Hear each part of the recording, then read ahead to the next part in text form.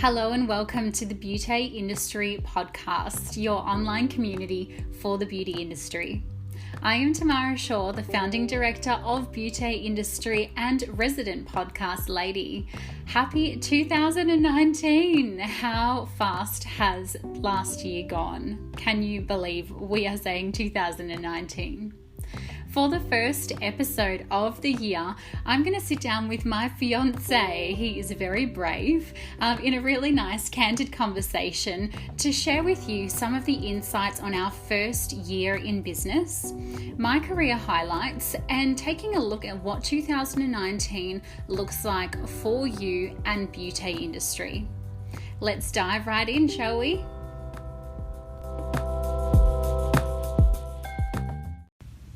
Welcome to the podcast, hubby.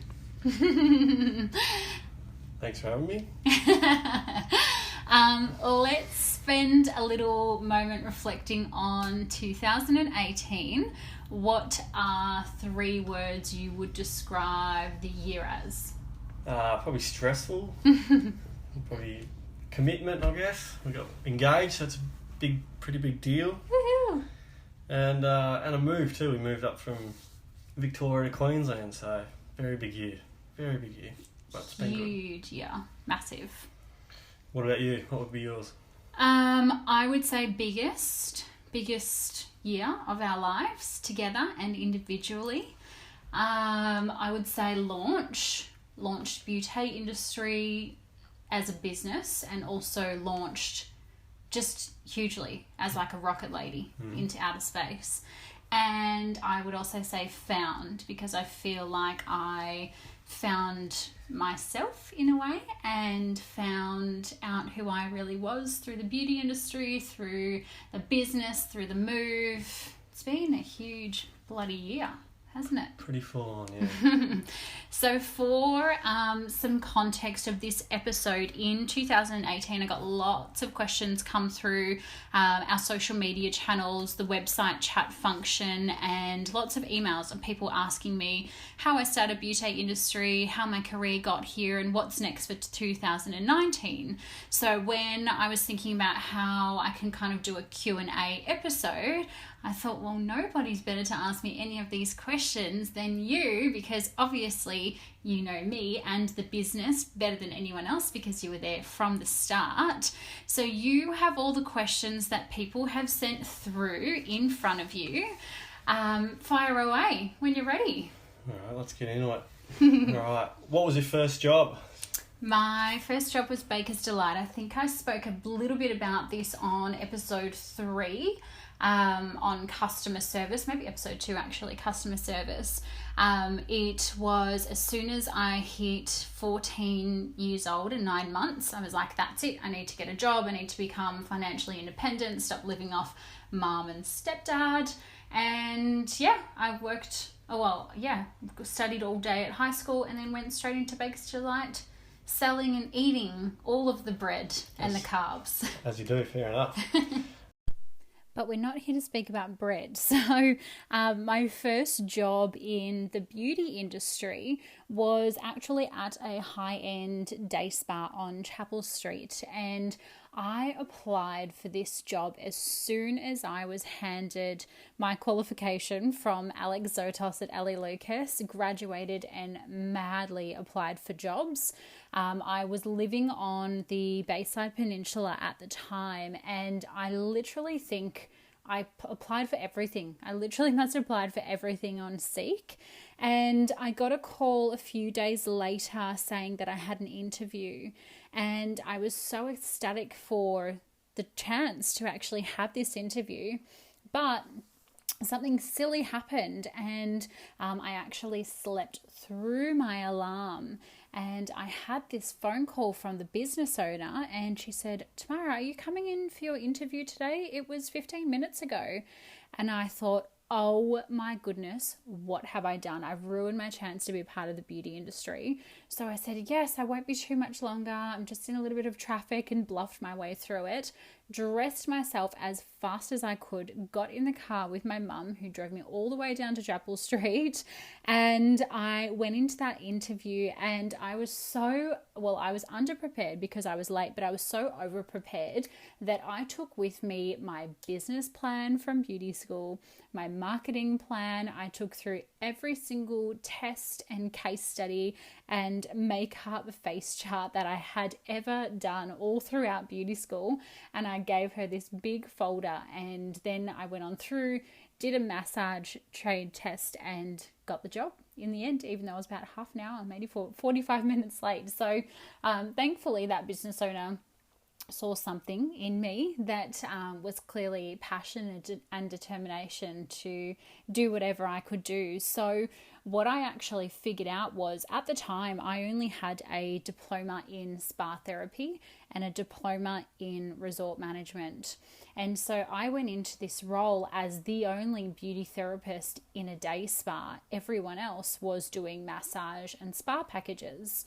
And so one of the first treatments I was asked to do on a paying client was a mani-pedi, a lash tint, a spray tan, and a Brazilian wax. And it was about a 90-minute or even longer treatment. And I was thinking, oh my goodness, I don't know how to do any of these treatments. And I went to the business owner and I said, I don't know how to do these. And she said, what do you mean? You're a beauty therapist, aren't you? And I said, yeah, I know how to do massage and facials and spa treatments, but I don't know how to do waxing and manis and pedis. And she looked at me like I was a green-eyed frog. She was like, what is going on? And so in that moment, I realized that I was really missing some crucial qualifications that I should have. And so I stayed working at that job as a beauty therapist. I just went back into doing more so massage and scrubs and full body packages. And I actually went back to Ellie Lucas to study a diploma in beauty therapy because I didn't have all of that extra salon skill set that you need in the diploma of beauty therapy. So that is one thing that I learned super fast. The second thing that job taught me was that it really is quality over quantity when you are talking about getting clients in the door. So this was a day spa, which you can imagine is in a gorgeous hotel on Chapel Street, South Yarra in Melbourne, very high affluent paying clients. So when you have the clients in the door, it's like you need to nurture them. But what this business owner didn't realize is that she thought volume was actually the biggest and the best thing. So she did 2 really cheap sales on those sales websites. You guys know what I'm talking about. And sold 1,600 coupons, across 2 of these websites. So what's that, like 3,200 of these vouchers, and it was a full spa voucher. It was a 5-hour voucher, massage, facial, steamer, IPL, you had money, a spray tan, all of this kind of stuff. And so what I realized was very quickly I was gone from working just a few massages here and there, a little bit of a body scrub, come back, do a spray tan. All of a sudden I was completely fully booked, back to back, 9 a.m. to 9 p.m, 7 days a week. And being the only beauty therapist there, none of the other therapists, they were spa therapists, could do anything besides the massage, that is. So that's something that I learned very fast. That was my first career, my first job in the beauty industry. So that was a huge learning experience for me. I stayed there for 6 months, got very sick of it very fast, and then straight away made my move over into Beaute Spa, where I was a spa therapist and beauty therapist now that I had finished the qualification in my spare time, which was pretty amazing and life-changing for me. Well, where did the idea of beauty industry come from? Beaute, correction. Yeah.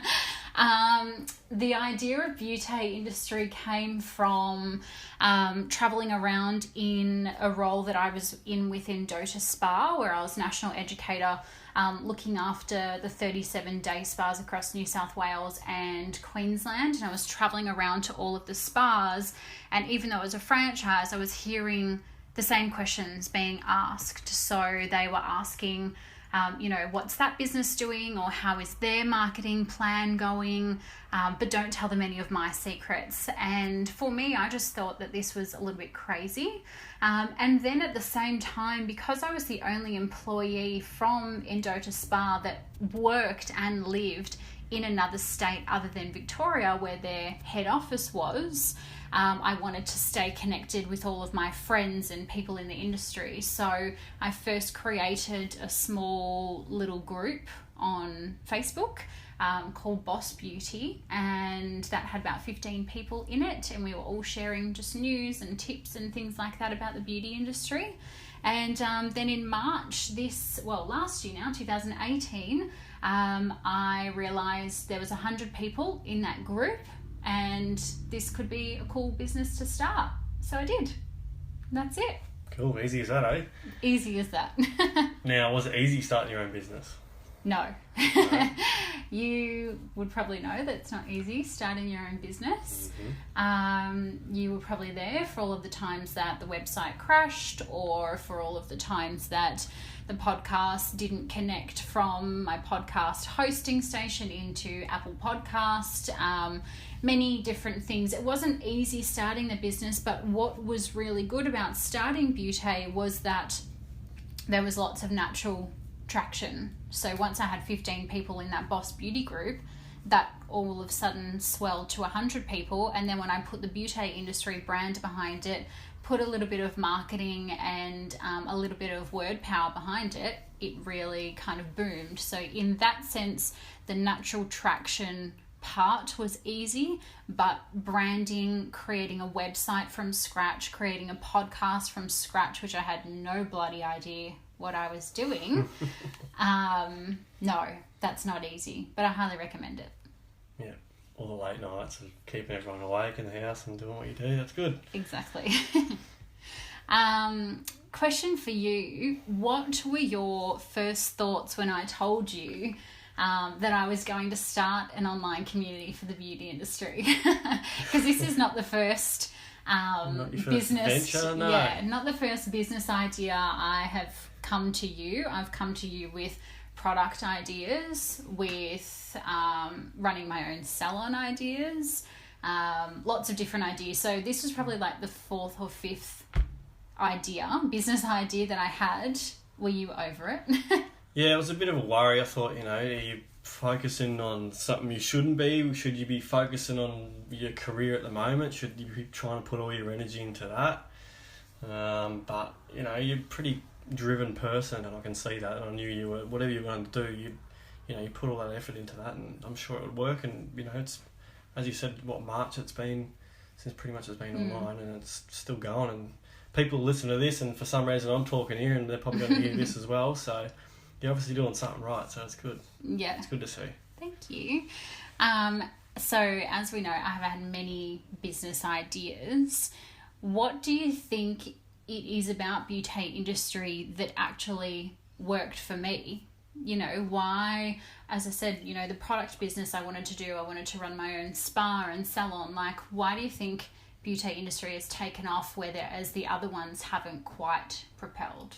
I don't know. Not being in the industry, I don't really know too much about it, but I could sort of see that this is a little bit different than what's sort of out there. I sort of feel like maybe in your industry, everyone's sort of very secretive on how they've got to the position they are and the tactics they've used, and sort of no one wants to share that. Like, there's not a lot of love out there. And I figure that, this has sort of been a good step for it, I guess. Yeah. Has Beaute Industrie, so you, for anyone who was at our first Beaute brunch event in Melbourne, you were there wearing the little Beaute Industrie t-shirt, my number one fan. That's me, yep. Taking photos. Did that day, listening to that kind of conversation about the industry, change what you originally thought about the industry? Because obviously, and I'm sure every single beauty therapist does this, you come home and you bitch to your partner about, I'm not getting paid on time, my super didn't get paid, or I'm working overtime and now I have to travel to this location or whatever. So you obviously didn't really love that I was in the beauty industry at the start for that idea. But when you heard about the conversation that was at Beaute Brunch, our first event, did that change your mind about the industry? Yeah, massive. It was deep. I didn't expect it to be so deep.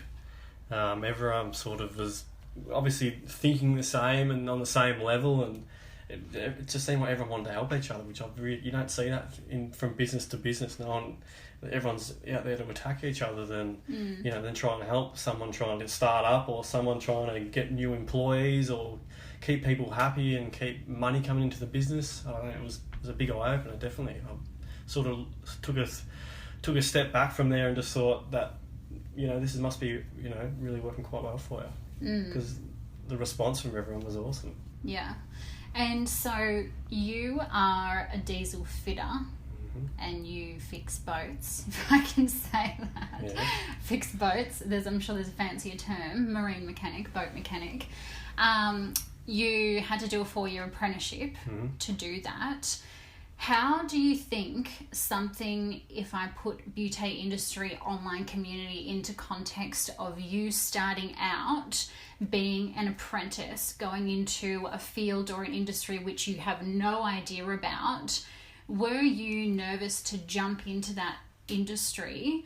Did you have a lot of support from others around you? And how would you think, this is more like me asking you questions actually, how do you think having something like this can help people? Well, it's massive. You just sort of expect I don't know, from starting work, you just turn up and do your job. You just do what you're told and try and get an idea of how it works from whoever you're working for and how they run their business. You can sort of, I don't know, after years of working with different people, you can understand that, some of these tactics don't work, and you can sort of see that, oh, that's not what to do and this is what to do. But having something like Beaute, it's like, gives you sort of that helping edge coming into it, so then, you know what to look out for, and yeah, it's a big massive thing. Is it the same in your industry? I guess everyone's kind of fighting for the last dollar, where people don't want to talk about other businesses' secrets. Oh, big time. It's like everyone wants to backstab each other from something that maybe a fingerprint for us we've left on a boat. That's like murder to someone else. One little thing that goes wrong and it just turns into a huge story and it snowballs from there. Everyone sort of tries to wean everyone else out of the market and try to control themselves, whereas they could probably help each other out a lot from an experience and say, that we can push work to you, you can push work to us, and if you need workers, and you can help with this. It's any little bit of help is muchly needed for sure. Okay, back to you and your questions, because I'm taking over. Yeah, good. How much time do you spend working on Beaute? You can probably answer this better than I can. No, lots much. of time.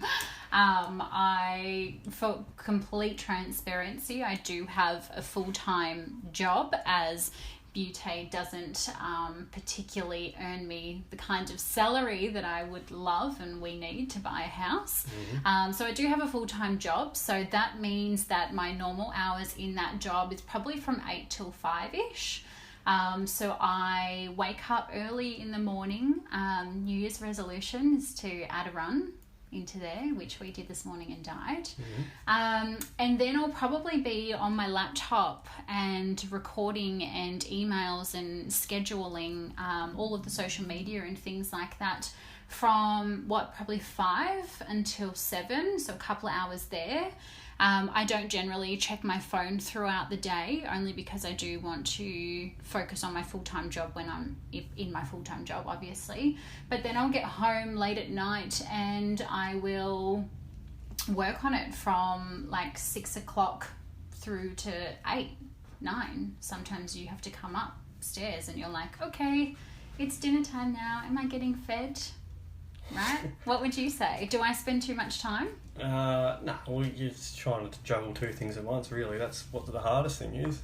Yeah. But yeah, it's just how it is. I help you, you help me. That's just how it works. You're a gem, and that's why I said yes to marrying you. Yeah, right. What's your favourite thing about beauty industry? My favourite thing would probably be, I think, the connections. So we've had so many connections that people have met each other and they've been able to do amazing things. Like I know Katie Waggett from Beauty Salemate.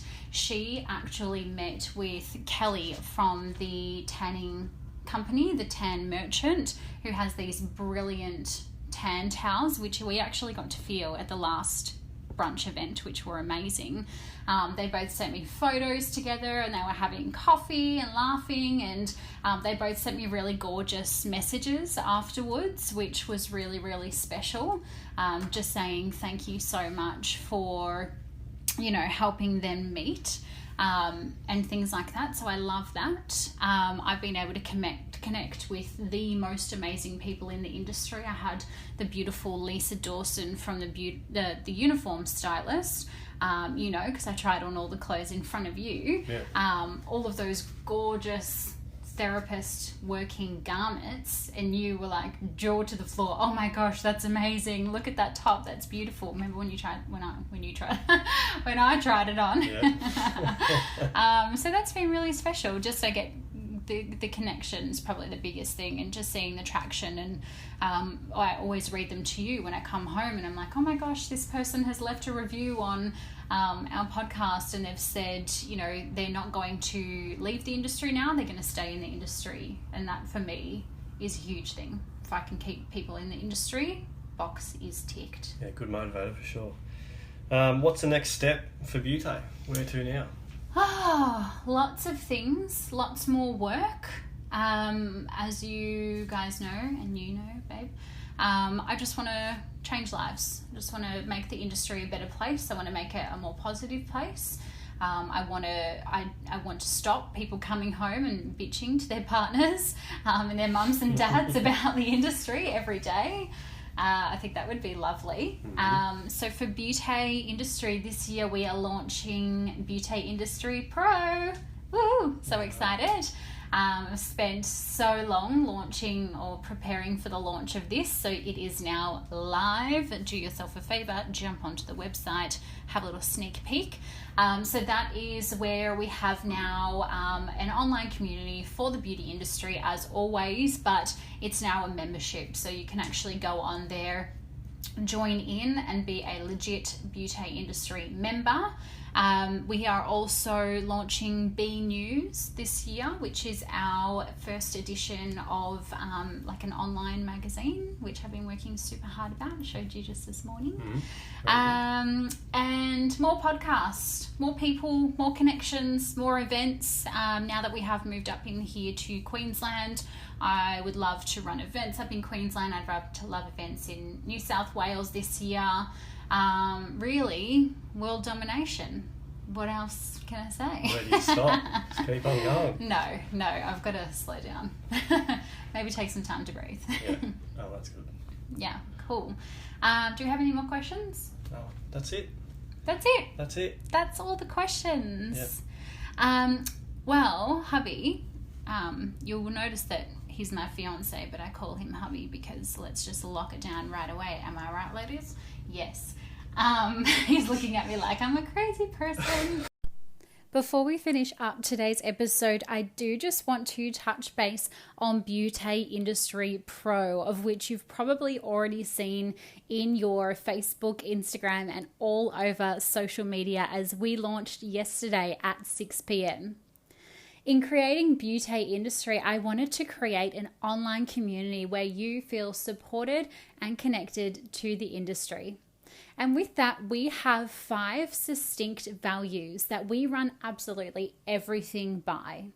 They are support, connection, community, motivation, and education, without nasty competition or overwhelm.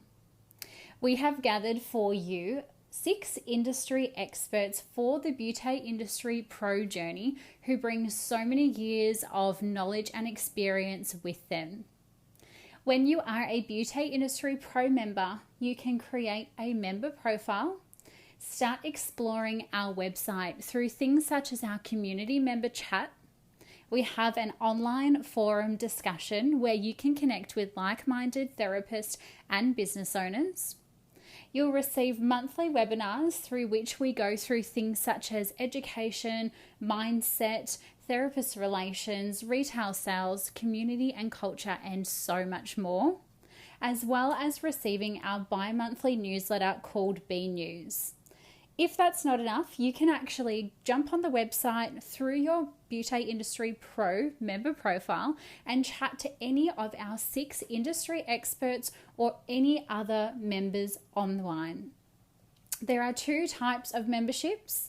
There is a 6 monthly and a yearly membership for your choice, and they both equal to that of cheaper than your daily coffee.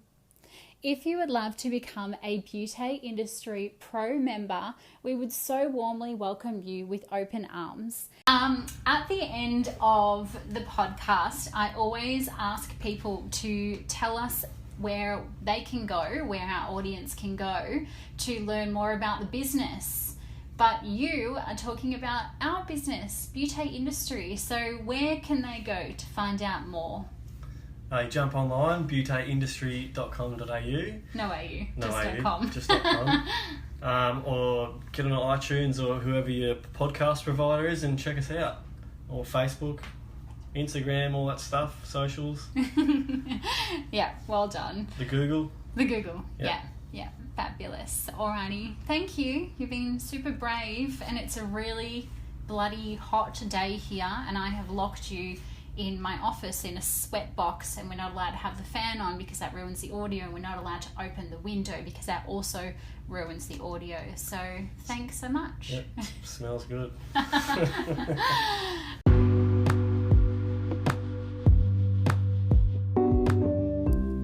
Thank you for joining into today's episode. Isn't my hubby a brave little bee? He did very well for his first podcast episode. For future episodes of the Beaute Industrie podcast in 2019, we are going to talk education, motivation, support, and inspiration as always. Learning lots, inspiring you, connecting you, and helping you stay supported in the beauty industry. Until next time, stay connected.